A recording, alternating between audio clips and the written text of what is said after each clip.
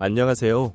여러분, 오늘은 토트넘과 레스터시티의 경기 소식을 전해드리겠습니다. 이 경기는 많은 팬들의 관심을 모았는데요. 특히 손흥민 선수의 활약이 돋보였습니다. 자세한 내용을 살펴보겠습니다. 토트넘과 레스터시티의 경기가 무승부로 끝난 후 영국 현지 토트넘 팬들의 반응이 뜨겁습니다.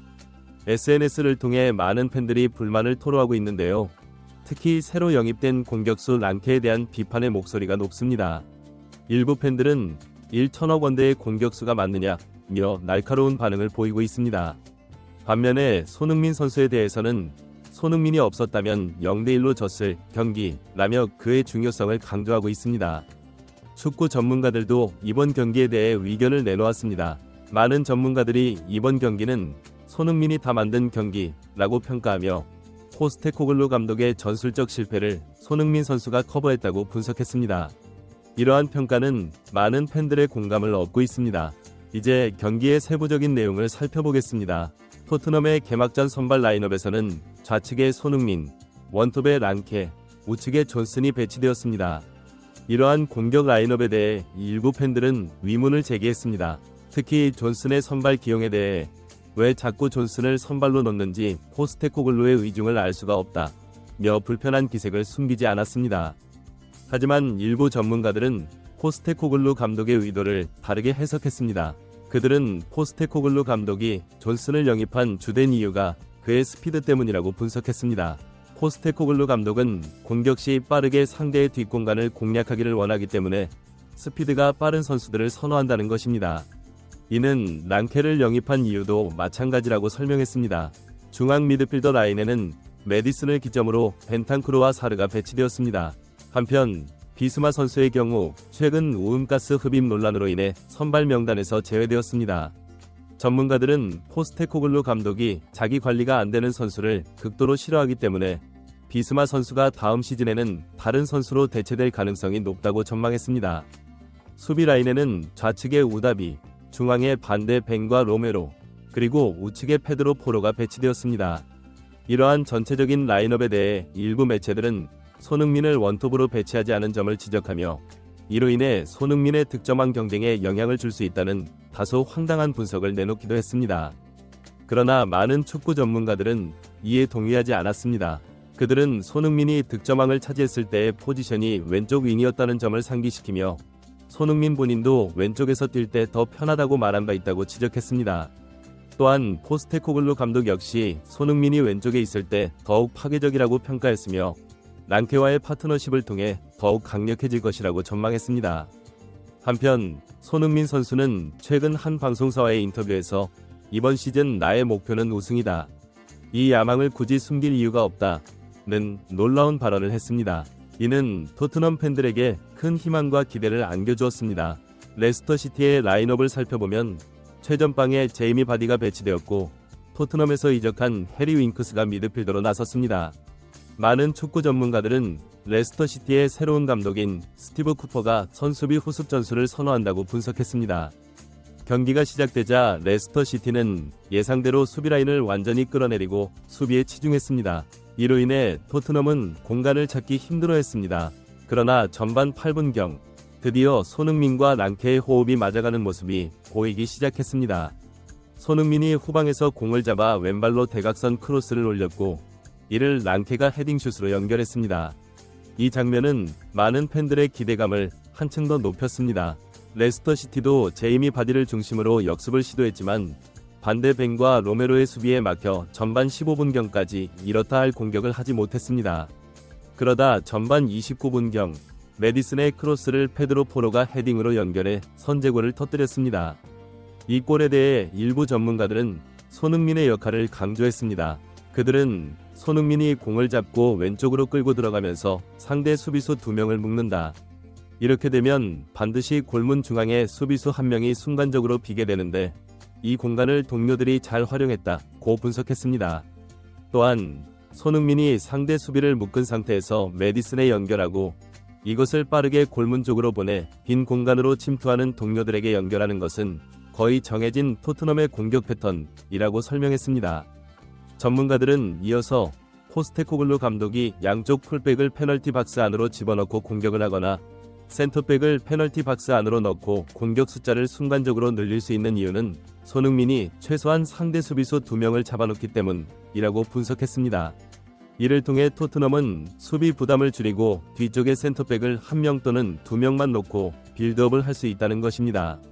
이것이 포스테코글루 감독의 공격적인 축구가 가능한 이유라고 설명했습니다.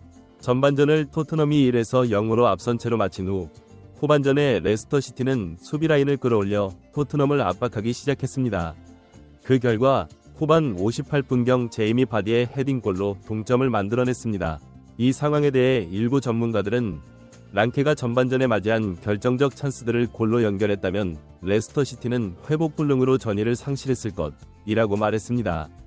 또한 손흥민이 이타적인 플레이로 랑케를 살리는 플레이를 했지만 랑케는 이런 손흥민의 헌신과 배려를 살리지 못했다고 지적했습니다. 일부 팬들 역시 1천억을 주고 산 선수가 저 상황에서 골을 넣지 못한다는 게 말이 되느냐며 랑케의 활약에 실망감을 표했습니다. 골문 앞에 서 있으면 모든 게 되는 줄 아는데 움직임이 별로다 라는 비판도 있었습니다.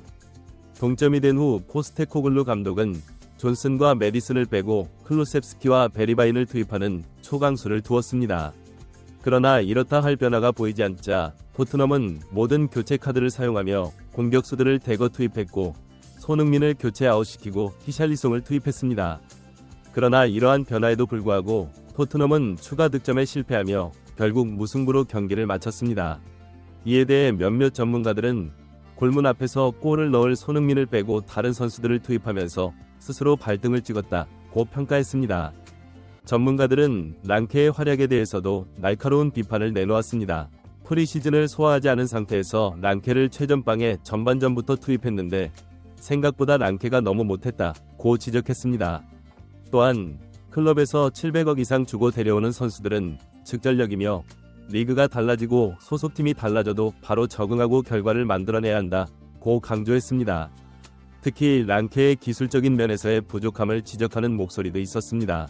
프리시즌 때 손흥민과 클루셉스키가 보여준 2대1 연계 플레이를 1억 파운드짜리 랑케가 전혀 하지 못한 것은 정말 놀라울 정도라며 수준이 너무 떨어진다고 일침을 가했습니다.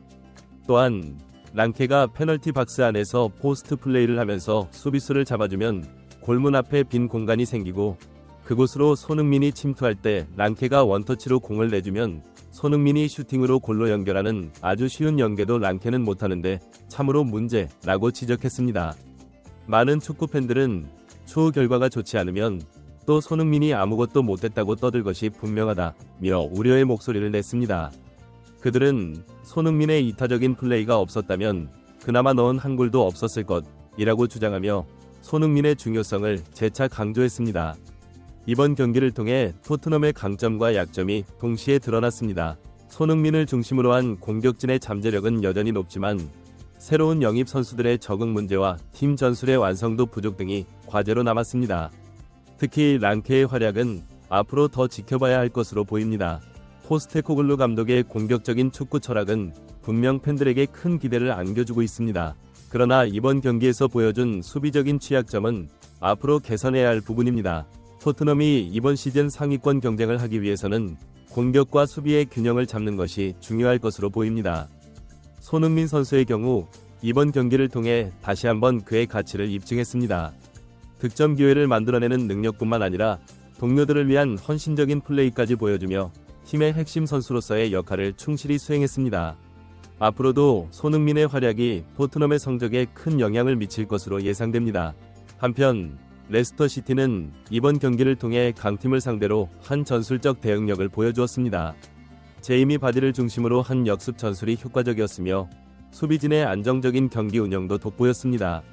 이는 앞으로 레스터시티가 리그에서 선전할 수 있는 가능성을 보여준 것이라고 할 수 있습니다. 이번 경기 결과에 대해 양팀 모두 아쉬움이 남았을 것입니다. 토트넘으로서는 홈에서 승점 3점을 획득하지 못한 것이 큰 아쉬움으로 남았을 것이고 레스터시티는 역전승의 기회를 살리지 못한 것에 대해 아쉬워할 것입니다. 앞으로의 경기에서 토트넘이 어떤 모습을 보여줄지 기대됩니다. 포스테코글루 감독이 이번 경기의 문제점들을 어떻게 개선해 나갈지 그리고 랑케를 비롯한 새로운 선수들이 얼마나 빨리 팀에 적응할 수 있을지가 관건이 될 것입니다. 또한 손흥민과 다른 공격수들과의 호흡이 얼마나 빨리 맞춰질 수 있을지도 중요한 포인트가 될 것입니다. 한편 이번 경기 결과로 인해 프리미어리그의 초반 순위 싸움은 더욱 치열해질 전망입니다. 토트넘과 레스터시티 모두 이번 시즌 상위권 진입을 노리고 있는 만큼 앞으로의 경기에서 더욱 좋은 모습을 보여줄 것으로 기대됩니다. 축구팬 여러분들께서는 앞으로도 토트넘과 레스터시티의 경기, 그리고 프리미어리그의 흥미진진한 순위 경쟁에 많은 관심을 가져주시기 바랍니다. 특히 손흥민 선수의 활약에 대해 계속해서 주목해 주시길 바랍니다. 이상으로 토트넘과 레스터시티의 경기 소식을 전해드렸습니다. 앞으로도 더 나은 경기 분석과 소식을 전해드리기 위해 노력하겠습니다. 여러분의 지속적인 관심과 응원이 저희에게 큰 힘이 됩니다. 마지막으로 여러분께서 저희 채널의 영상을 즐겁게 시청해 주셨다면 구독과 좋아요 버튼을 눌러주시기 바랍니다. 또한 알림 설정을 해두시면 새로운 영상이 업로드될 때마다 가장 먼저 시청하실 수 있습니다. 여러분의 의견과 피드백은 저희에게 매우 소중합니다. 댓글로 여러분의 생각을 자유롭게 공유해주세요. 다음 영상에서 더욱 흥미로운 축구 소식으로 찾아뵙겠습니다. 시청해주셔서 감사합니다. 안녕히 계세요.